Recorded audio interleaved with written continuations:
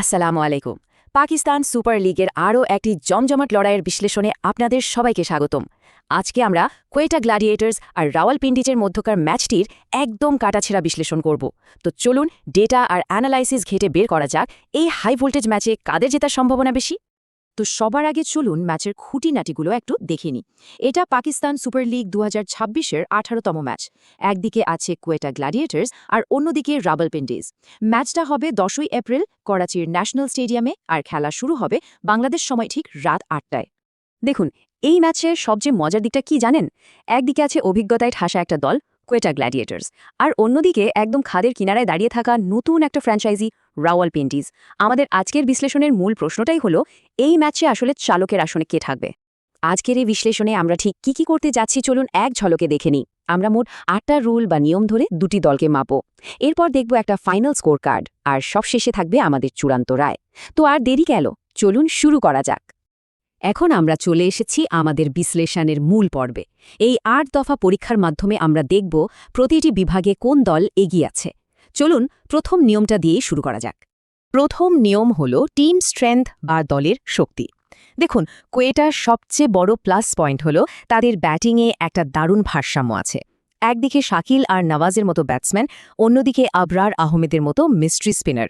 রাওয়ালপিন্ডিজ শক্তি হল তাদের বিদেশি তারকা মিচেল আর বিলিংস আর নাসিম আমিরের মতো বিধ্বংসী পেস অ্যাটাক। কিন্তু আসল সমস্যাটা হল কোয়েটা মাঝে মাঝে দু-একজন খেলোয়াড়ের ওপর বেশি নির্ভর করে ফেলে, আর রাওয়ালপিন্ডিজের ব্যাটিং ইউনিটি এতটাই নড়বড়ে যে দল হিসেবে তারা খেলতেই পারছে না। তো বোঝাই যাচ্ছে একটা ব্যালেন্সড বা ভারসাম্যপূর্ণ স্কোয়াডের বিচারে কোয়েটা গ্ল্যাডিয়েটার্সই কিন্তু এখানে পরিষ্কার ব্যবধানে এগিয়ে থাকছে। এবার আসি রুল নাম্বার ২, আর এটা কিন্তু ম্যাচের মোড় ঘুরিয়ে দিতে পারে। পিচ আর কন্ডিশন। করাচির পিচ সাধারণত ব্যাটিং বান্ধব হয়, এখানে প্রচুর রান ওঠে, গড়ে ১৭০ থেকে ১৮৫ রান দেখা যায়। আর যেহেতু এটা রাতের ম্যাচ, শিশির বা ডিউ একটা বিশাল বড় ফ্যাক্টর হবে। মানে দ্বিতীয় ইনিংসে বোলারদের জন্য বল গ্রিপ করাই কঠিন হয়ে যাবে। এই ধরনের কন্ডিশনে আবরার বা রিশাদের মতো স্পিনাররা কিন্তু খেলার পার্থক্য গড়ে দিতে পারে। সোজা কথায়, এই নিয়মে নির্দিষ্ট কোনো দল নয়, বরং যে দল টসে জিতে পরে ব্যাট করবে অর্থাৎ চেজ করবে, তারাই কিন্তু বিশাল একটা অ্যাডভান্টেজ পাবে। Rule number ৩, head to head record. আচ্ছা, এখানে তো সরাসরি কোনো তুলনাই চলে না, কারণ রাওয়ালপিন্ডিজ তো এই টুর্নামেন্টে একদম নতুন দল। কিন্তু অন্যদিকে কোয়েটা গ্ল্যাডিয়েটার্সের ইতিহাস দেখুন। তারা ১৯ সালের পিএসএল চ্যাম্পিয়ন, ২ বার ফাইনাল খেলেছে, আর করাচির মাঠে খেলার অভিজ্ঞতাও তাদের অনেক বেশি।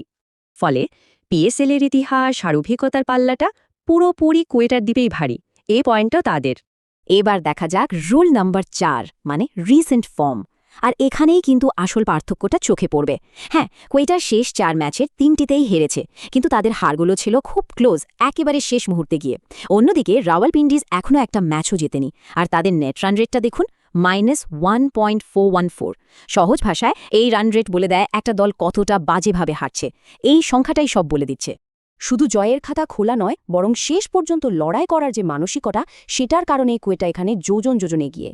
৫ নম্বর রুলে আমরা দেখব মূল খেলোয়াড়দের পারফরমেন্স। কোয়েটার হয়ে হাসান নওয়াজ আর আবরার আহমেদ দারুণ ফর্মে আছেন। রাওয়ালপিন্ডিজের হয়ে একা কুম্ভ হয়ে লড়ছেন ড্যারিল মিচেল। তবে সবচেয়ে বড়, মানে আকাশ পাতাল পার্থক্যটা তৈরি হচ্ছে অধিনায়কত্বে।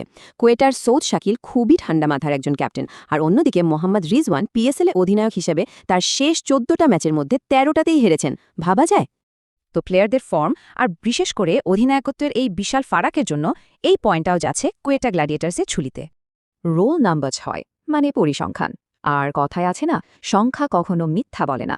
কোয়েটার গড় ব্যাটিং স্কোর যেখানে প্রায় ১৭২, সেখানে রাওয়ালপিন্ডিজ কোনো মতে ১৫০ করছে। কিন্তু সবচেয়ে ভয়ঙ্কর যে সংখ্যাটা, সেটা হলো রাওয়ালপিন্ডিজের নেট রান রেট -1.414।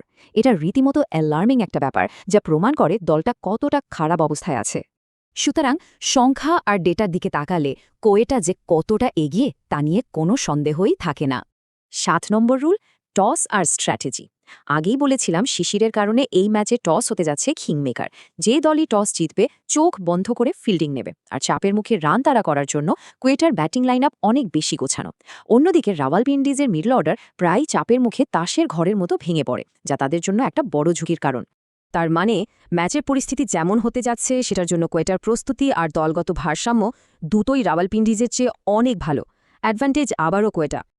আর আমাদের শেষ রুল, নাম্বার ৮ সাইকোলজি বা মানসিক চাপ। কোয়েটার ওপর প্লে অফে যাওয়ার একটা চাপ আছে, কিন্তু সেটা স্বাভাবিক। কিন্তু রাওয়ালপিন্ডিজের ওপর যে চাপটা, সেটা হলো টুর্নামেন্টে টিকে থাকার চাপ। এটা একেবারে চরম পর্যায়ের। টানা ম্যাচ হারতে হারতে তাদের মনোবল একদম তলানিতে। অন্যদিকে কোয়েটা কঠিন ম্যাচ খেলে আরও বেশি শক্ত হয়েছে। সুতরাং চাপের মুখে ভেঙে না পড়ে লড়াই করার যে ক্ষমতা, সেই মানসিকতার দিক থেকেও কোয়েটা গ্ল্যাডিয়েটার্সই এগিয়ে থাকছে। তো আমাদের ৮টি রুলের বিশ্লেষণ শেষ। এবার সময় হয়েছে সবকিছু এক জায়গায় করে দেখার। চলুন ফাইনাল স্কোর কার্ডটা দেখে নিই, যা আমাদের চূড়ান্ত রায়ের দিকে নিয়ে যাবে। এই স্কোর কার্ডটা দেখলেই কিন্তু পুরো ছবিটা একদম পানির মতো পরিষ্কার হয়ে যাচ্ছে। দেখুন, ৮টা নিয়মের মধ্যে ৭টাতেই কোয়েটা গ্ল্যাডিয়েটার্স এগিয়ে। শুধুমাত্র পিচ আর কন্ডিশনের সুবিধাটা পাবে সেই দল যারা পরে ব্যাট করবে।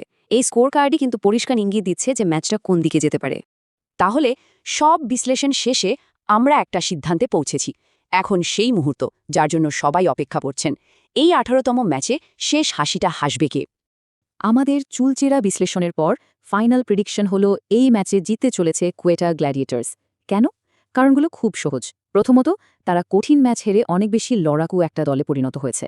দ্বিতীয়ত, তাদের ব্যাটিং লাইন আপ রান তাড়া করার জন্য একদম আদর্শ। তৃতীয়ত, হাসান নওয়াজ ও আবরার আহমেদের মতো খেলোয়াড়রা এখন সেরা ফর্মে আছেন। আর সবশেষে রাওয়ালপিন্ডিজের ভয়ঙ্কর নেট রান রেট আর অধিনায়কের উপর চাপ এটাই প্রমাণ করে যে তাদের দলের ভেতরে সমস্যাটা অনেক গভীর। তবে হ্যাঁ, একটা কথা কিন্তু মাথায় রাখতে হবে, এটা পুরোপুরি একটা অ্যানালাইসিস নির্ভর পূর্বাভাস। ক্রিকেটের মাঠে কিন্তু শেষ বল হওয়ার আগে কিছুই বলা যায় না। আপনাদের কি মনে হয়, কে জিতবে এই ম্যাচ? কমেন্ট বক্সে অবশ্যই আপনাদের মতামত জানান।